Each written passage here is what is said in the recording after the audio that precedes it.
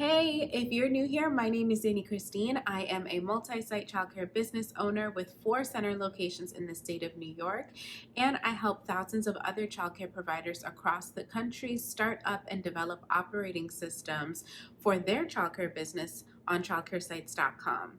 Now, usually my videos are about my experiences in business throughout the last 10 years or strategies that I have picked up that I want to pass along to the viewers of my videos. But this video is going to be just a little different. My team and I are in the process of opening up our 4th childcare center location. So I was doing some research recently about childcare in that area and just in general, as I usually do during startup processes, and I kind of fell down a deep dive rabbit hole about the history of childcare in general.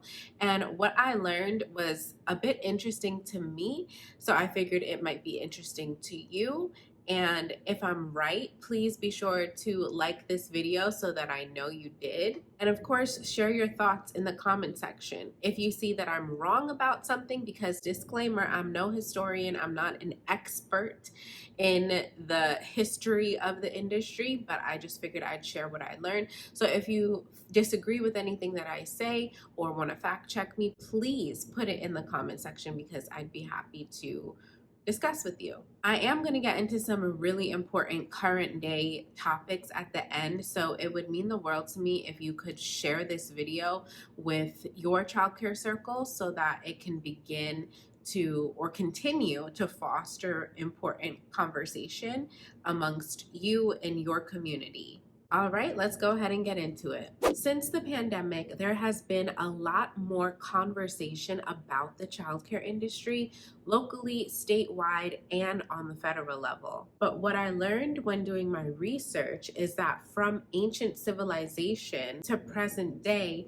childcare has undergone significant changes, reflecting societal shifts and shaping our understanding of caregiving in general. See, childcare is a multifaceted concept that has evolved over thousands of years, adapting to the needs and challenges of different societies. So in this video, I am going to talk to you about those ancient child rearing practices to current modern day policies. Let's start by traveling back in time to those ancient civilizations like in Egypt and Greece, where childcare was a family affair primarily. Women, often assisted by extended family members, played a pivotal role in nurturing and educating children, passing down cultural traditions and values through storytelling and hands-on caregiving. As we transitioned to the Middle Ages, we witnessed the emergence of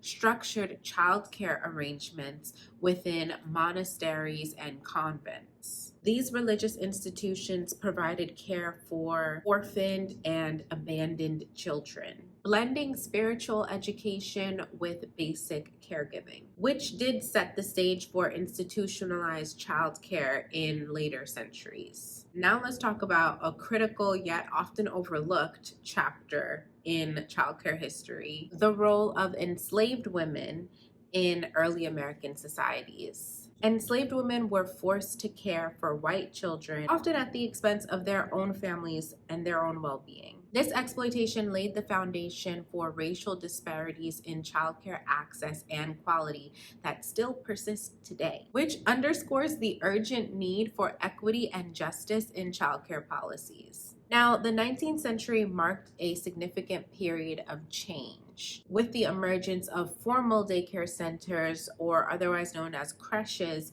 in Europe.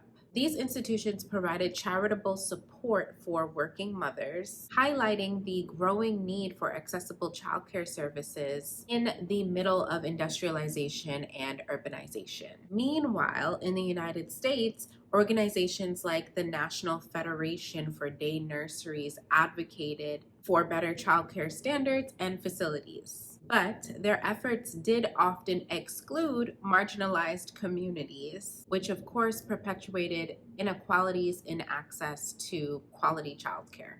The Great Depression and World War II brought new challenges, and new opportunities for childcare. As economic hardships affected families, the government did step in and provide access to subsidized childcare programs, although they did often fall short in terms of, say it with me, quality and accessibility. So that just highlighted the need for comprehensive reform. Post-war America saw the introduction of the child care tax deduction, which did provide some relief to families. However, it was not a comprehensive solution to the growing child care needs of the population. And throughout the 20th century, activists and organizations continued to advocate for better childcare policies. Their efforts highlighted the importance of affordable, high-quality childcare for working families. Today, childcare remains a critical issue. The rising costs and quality concerns still make it difficult and challenging for families to access reliable services. Countries like France, Sweden, and Denmark have made significant strides in supporting families with free or subsidized care. They actually could offer some valuable lessons to the United States. But what is next for childcare here in America? It is clear that we need comprehensive policies and investments to make sure that every child has access to quality childcare. It really is not just about supporting families or supporting working parents. It's about investing into the future of our children and the community as a whole. As we continue to navigate the complexities of childcare history and policy, it is important that we reflect on the past and learn from it so that we can strive for a more equitable and inclusive future. People often think of jobs in childcare as simply watching kids for a couple hours a day, but that is not true.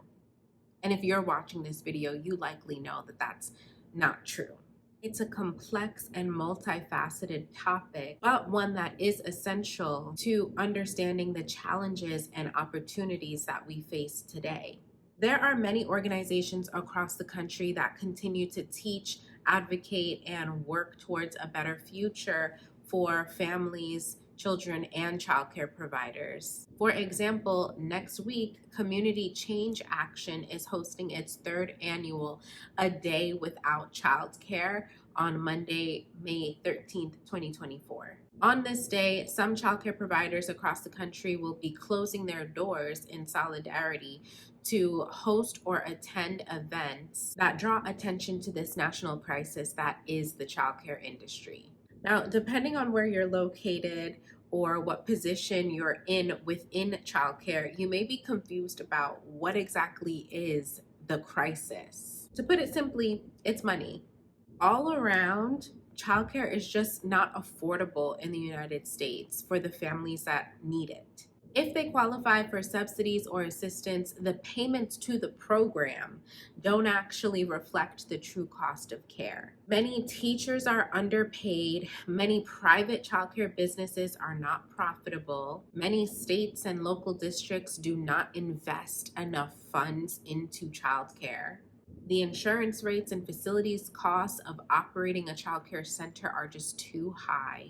These financial risks caused a lot of programs to shut down recently, especially with the impact of COVID, and they're scaring a lot of new people away from entering this opportunity to start one up.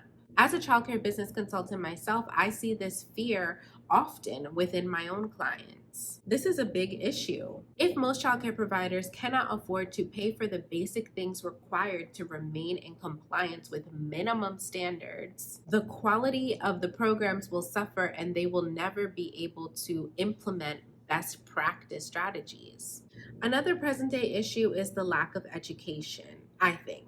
Many childcare business leaders, like owners or directors or on-site providers, they're not aware of the history of where we came from as an industry, and they don't involve themselves in politics, myself included. I really neglected researching history, politics, all of that for many, many years. And I still am not where I would like to be. Many childcare providers don't know how to advocate for themselves, where to go to do that, or they may not even realize that it's possible to speak to someone to try to help better the industry or better their business at least. They may not have the resources or the time dedicated to do the research either, but that kind of goes back to money being the problem. I'm curious to know, what do you think about all this? What role do you play in childcare? Are you going to be participating in a day without childcare on Monday, May 13th? Please leave it in the comments below. One thing that worries me about advocacy in general is that we really need to know exactly what we need. We need to know what we are asking for, and we need to know for sure how what we're asking for is actually going to impact our program if we get it. For example, universal pre-K is some sort of solution in the areas that it's available. It is free, accessible childcare. Sometimes it's full day for the families, and payments do go to the program from the school district. It does mandate that the program is of a certain quality that is equivalent to at least what the school district would implement, I believe. At least that's kind of what it is in my district, where we do universal pre-K at one of our locations. But universal pre-K or universal childcare has caused a lot of problems in many communities across the country. And there's so many providers that are unhappy with it. They hate UPK. But that is a whole separate topic that I can address at another time. But anyway, join me in some conversation about this topic and about the history that is our childcare industry. If you could wave a magic wand over the industry as a whole, what are you changing? Why? And how exactly is it going to create a positive impact on your childcare business? Thanks for watching. Remember to click that like button if you enjoyed this video. Also, be sure to hit the subscribe button and click on the notification bell if you would like to be notified when I do post my next video, which will be very soon. If you are a childcare business owner and you are looking for a way to free up some of your time to do some research and deep dive into important topics like the one I discussed in this video, you may need some help with putting power behind your operating systems. And that could start with building a better website that has custom automations that you could create yourself. If you're interested in that, I am hosting a free webinar next week, Thursday, May 16th at 6:30 p.m. Eastern Time. Please be sure to check the description for information on how you can sign up for this free webinar. All you got to do is go to childcaresites.com/webinars and sign up. It's very simple, but click the link in the description to get you there faster.